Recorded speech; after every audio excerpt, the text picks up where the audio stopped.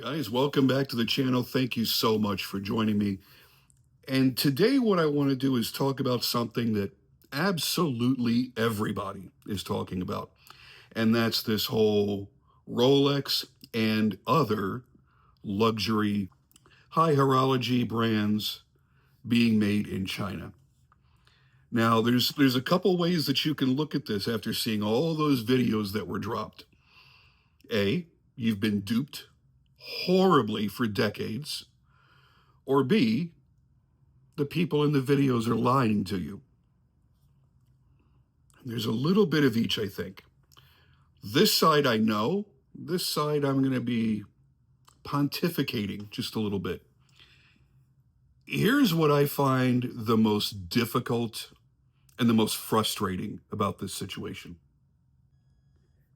And that's the fact that most of the people that are going to be telling you what are facts and what aren't facts don't actually know. They're going to guess. They're going to give you their best assumption, but they're going to make it sound like this is the way it is, and it's only ever been this way, and that's just not the case.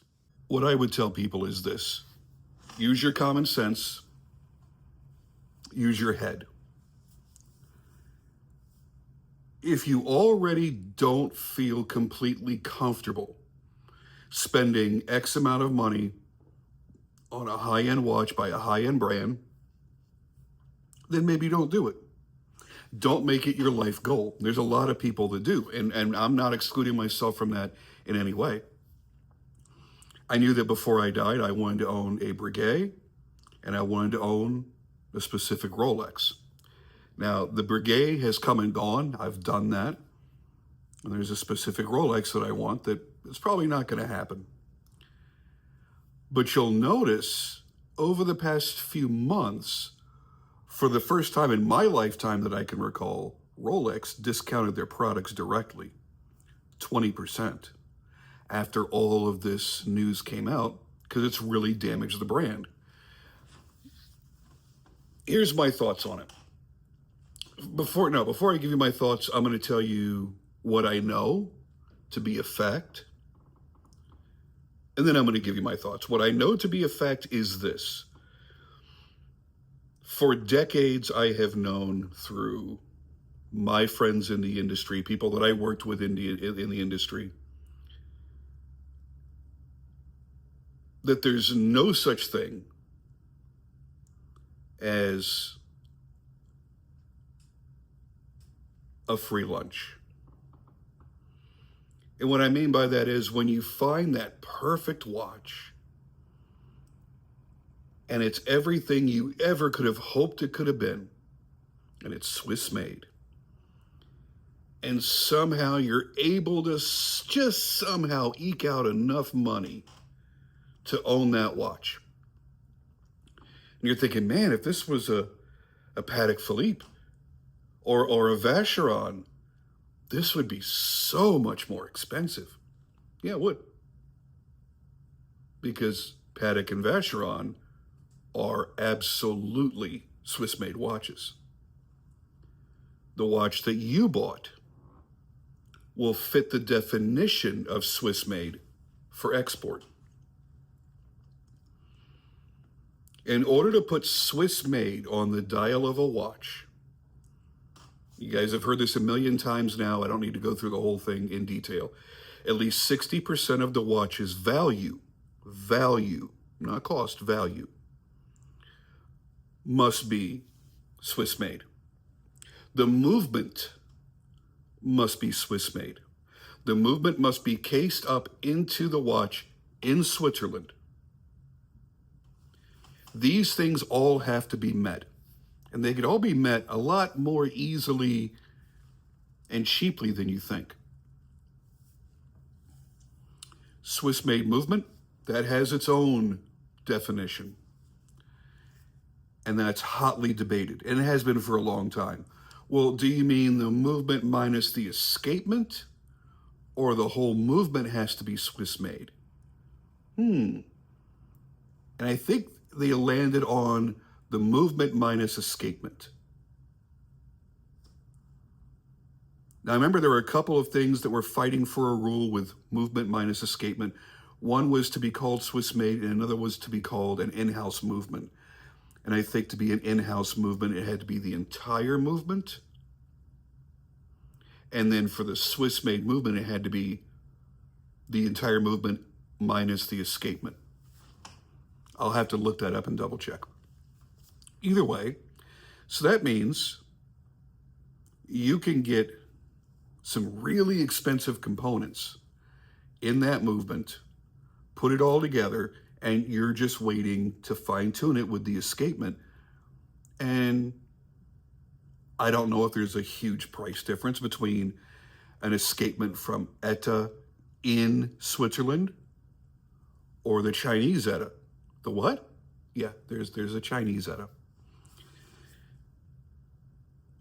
Or do you get an ST movement escapement out of a Seagull movement? Which is cheapest? Which is easiest for you to maintain? Because it's not just about how cheap it is to manufacture it. It's about it has to be reliable enough that you can put your traditional warranty on the product and not go broke servicing all these unreliable broken movements. So there's some of that at play. Okay, so let's say you've got your Swiss movement covered and you have a nice size shop in Le Chaux-de-Fonds, Switzerland, and you've got 15 artisans working in that workshop that can assemble your watches, that can take those movements, put them onto the dials, hands applied, into the cases, ready for export. And you have packed that watch full of so many expensive Swiss things, like maybe all your screws are Swiss made. They're going to be more expensive than screws made in China. Maybe the labor of heat treating any of the components is done in Switzerland and not done elsewhere where it would be cheaper. Whatever it is, but now I'm hearing, and this is a new thing that wasn't factored in when I was in the business. I'm hearing now that the 60% value of it being Swiss could also be your marketing costs. I'm sure an ad firm in Switzerland is probably as expensive or more expensive than an ad firm in New York or LA or Tokyo or wherever else.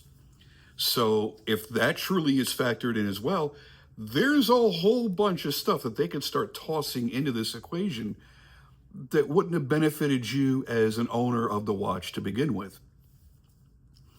So you have all this, and they have slid under the bar to meet these Swiss-made guidelines.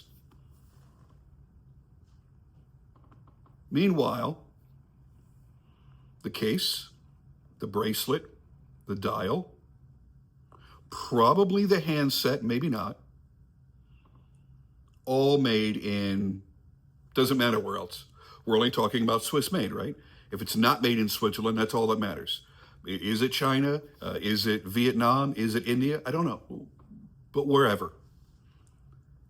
And that's what makes people upset. And it should, because you're being sold a lie, being told that this is a Swiss made watch. And most brands won't go into what actually makes a watch Swiss made or not. The brands that do go into it heavily are generally ones that are trying to educate a newer consumer. They're not selling to the collectors that have sailboats that go sailing around the world and shit like that. The guy that buys 6 or 7 Rolexes a year, he's never been given that sales pitch. He didn't need to. He walked into a Rolex boutique. He was put on a list, and he got his Daytona after only 18 months of waiting, and paid their inflated retail that they did every single year, 10% up every year. Here's the thing. There's some of your truth right there.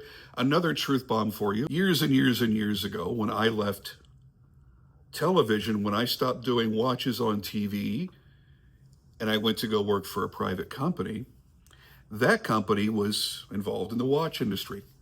And I was in charge of managing a number of their brands and doing a bunch of design work. And at one point, an owner of one of the Chinese factories came over to visit the owner of the company. And I was involved in some of the meetings. And in one of the meetings, this factory owner pulled out a small little box. And he says, I want to show you the level that we've achieved now. Here are some dials that we're making for these brands. I'm going to pop that picture up on the screen right now. I remember Hublot being one of them. I don't think that's going to surprise a great many people. I know for a fact of multiple factories that make actual product, actual components for these high-end exclusive brands. I've seen it, it's there. Now my question to you is the videos that dropped with the Chinese individuals saying, you like this Rolex? I make this Rolex. I make this in my factory. I want you to think about that for a minute. Rolex is at a level nobody is at. My good God, they have their own foundry. They can make their own metals, their own gold.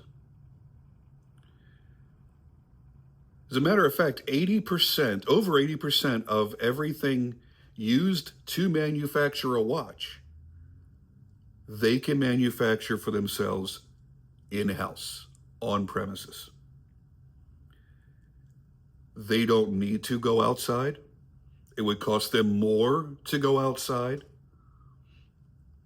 than to just make it themselves. It doesn't make any sense. So for me personally, I would have no reservation whatsoever about making a Rolex an investment watch. And I still tell people, don't, investing in watches is a terrible idea. But if I were to invest in a watch, Rolex is one of the brands I would do that with. And as mentioned earlier, Patek and Vacheron, two more that I trust completely. And I still feel that with Rolex, in many cases, you're getting a value. I know that sounds crazy, watching their prices tick up every year. But the thing is, people pay the prices. New and used, people pay the prices. So that means you are never truly stuck with a watch you don't want. You could always flip that Rolex. There are brands that I believe push it way to the other end of the spectrum, where they're as Chinese made or as not Swiss made as a Swiss made watch can be. I've watched that happen as well. I've watched people that were legitimately able to put Swiss made on their dials that did not meet a true Swiss made watch category. Should have never been on there.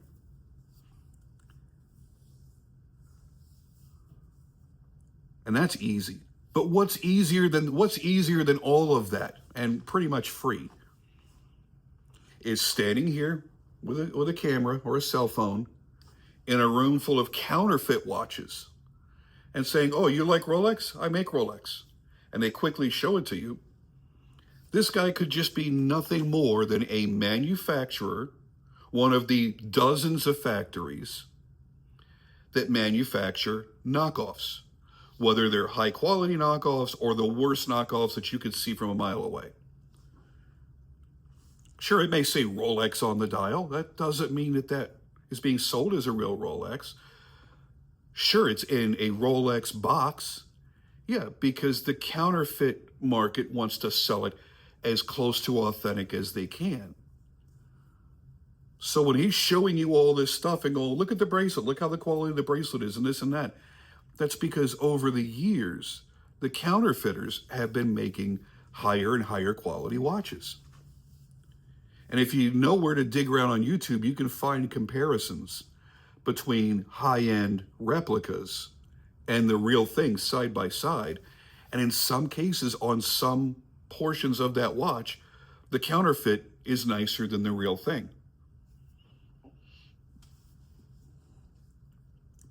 So I think that they're taking what already has truth to it, which is there are watches being sold for tens of thousands of dollars with a big Swiss heritage that are not as Swiss made as you think. And I also believe that the people releasing those videos are full of shit. They want to destabilize that market. I don't know why. Destabilizing that market hurts them as well. Because when you send a ripple effect through the watch industry, it's non-discriminate. It kind of goes throughout the entire industry. It doesn't just seem to affect high-end or low-end watches. It kind of shakes things up all the way around. So I don't know if they really have as much to gain as they think they do. But they have gotten people talking. They have forced the giant in the industry to push down their own prices on their own, which I gotta admit, I can't even believe that they did. No matter what you believe this. Nobody in any industry is ever telling you 100% of the truth, even if they're trying to convince you that they are. Everybody's looking for an angle. Everybody's trying to make an extra buck. If brand A can make Swiss-made watches for 200 years, offer you their heritage, their name, their legendary quality for X amount of dollars, but they can add another 20% in profit on top of it, they're going to do it. Especially if it's not directly affecting you. What I mean by that is you're not watching the price jump from this to this extra 20% because it's already priced there. But internally, they made that extra money without you ever knowing it. And almost every brand in the world is going to do that. They're there to make money and that's it. They don't care about you. They don't care about me. They care about you and me if we say something about them that is glaringly untrue and want to sue you for it. That's when they care. Or if you were selling counterfeit merchandise that was blatantly counterfeit that they're not getting money out of, they'll sue your ass. So that's the way I see this. I think that there's a little bit of truth and a little bit of lies to all of this. Who's going to benefit in the end? I'm not entirely certain. But what I will say is it's made me feel a lot better about getting more into micro brands over the past few years.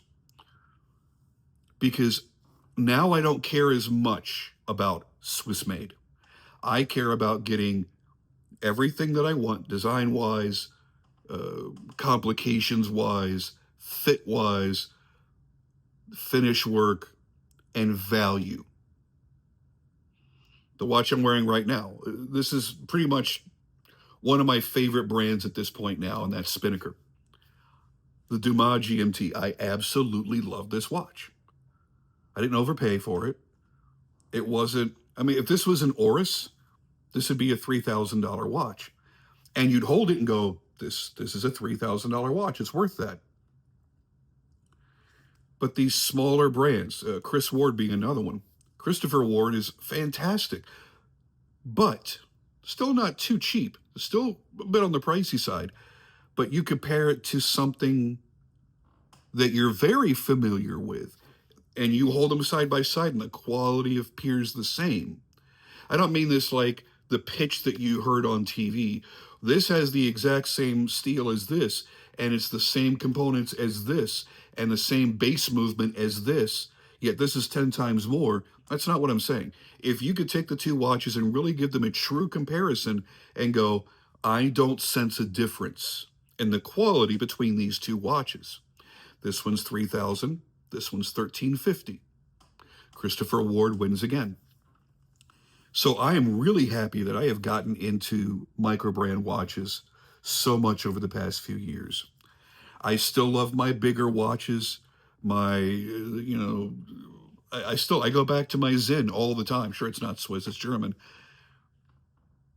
But I absolutely love that thing. It's bulletproof. But I didn't buy it just because I thought it was made in one particular place by one particular set of hands. Another thing that I want to bring up, I don't know why this is being sprinkled into all the conversations about Rolex. They always put in there, you were duped, you were lied to, you were made to believe the handmade Swiss lie, that these were all hand. I have never heard Rolex ever say that their watches are handmade. As a matter of fact, it is common knowledge among those that collect watches or work in the industry that Rolex created automation in manufacturing at the same time Seiko did in the 60s. So we know they're made on an assembly line. We know there's little robot arms coming in and doing this and doing that. There are human hands involved at some point, absolutely. But they were never, as far as I know, in my lifetime, I don't believe they were ever marketed as a handmade watch or even hand assembled watch. So, no, nobody was duped on that. Nobody believed that because nobody was told that. It's aggravating to see stuff like that. But I think there's definitely some destabilization going on in the industry as a result of those videos. And I think it's a shame because a lot of people have assumed, but they would still go out and buy an Omega. They would still go out and buy a Tag Heuer. Tag used to be one of the worst offenders. The movements, before they went to a lot of in-house movements, a lot of the Swiss Etta movements were Swiss Etta e-Bosches that were finished with Chinese components. A lot of them, up till a certain point, and I don't recall what year. Up until a certain point, that was your Tag Heuers. Your cases, your dials, your bracelets, your buckles, everything was made in China. Fully, wholly, completely made in China. Then everything was shipped to Switzerland where they put everything together, encased that movement, did the final polishing and whatnot, packaged them and sent them out on their way. That was not uncommon for most Swiss brands.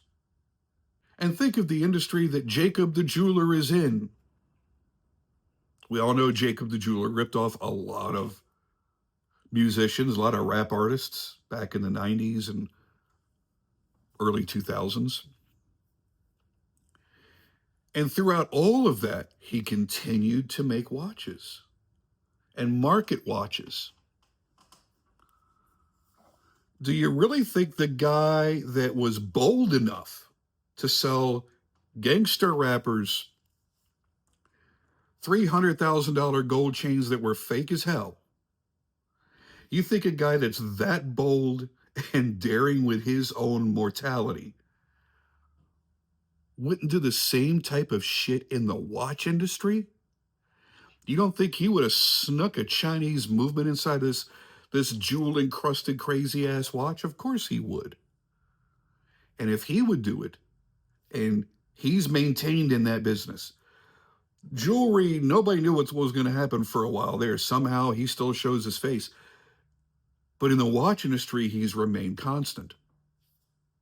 And some of the most beautiful watches made. It wouldn't stop me from wanting to own one. It would stop me from spending as much as a house to own one. That's the difference. So anyway, back to my thoughts. I think Rolex is still on the up and up. I don't have any concerns with them whatsoever. But I think the concern should lie in almost every other brand. And you might be thinking, well, if it's a really big brand like Omega that's owned by the monster conglomerate, the monster Swatch, you don't get that big unless you know how to satisfy your bottom line, unless you know where to cut corners.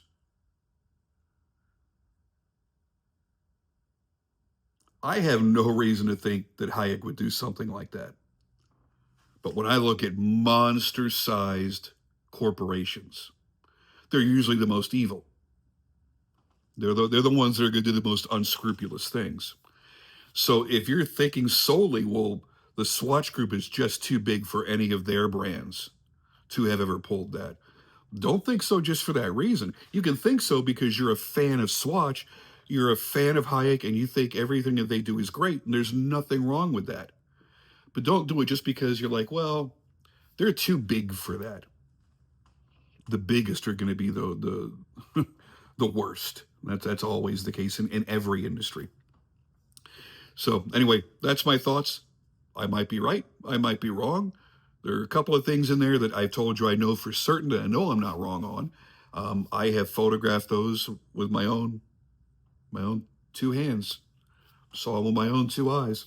And again, working in the industry, going back into the early 2000s, having conversations with lots of brand owners and talking about how the industry worked back then,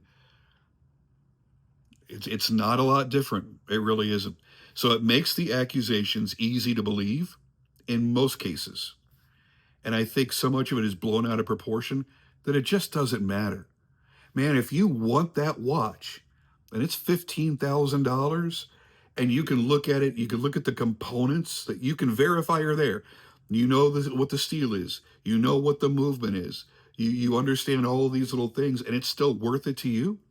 Absolutely, go for it, man. Absolutely. I have purposefully overpaid for watches to get the extra joy. The last two Omegas that I bought, I didn't buy off eBay or off a friend or any secondhand owner. I wanted the experience going into the boutique and being treated with that red carpet treatment that they give you when you're buying a premium watch. Did the same thing when I bought my Panerai. I went into the Panerai store in Dallas and got a wonderful treatment. Yeah, I paid a lot more money. I probably could have gotten away with $5,000 that day instead of almost $8,000. But I got the experience that I wanted to get. So if that's what you're wanting, if you're wanting an experience less like Spinnaker and more like Rolex, I can understand that. You want to get that extra little powdered ass pampering. That's cool, man. You worked hard for your money, spend it however you want. Just understand what you're spending it on. That's it. Empower yourself with as much knowledge as you possibly can, and you'll never make the wrong decision. I'm out of here for now, guys. When I come back, I'll be coming back with more awesome micro brand reviews. I hope you're here for it. Thanks.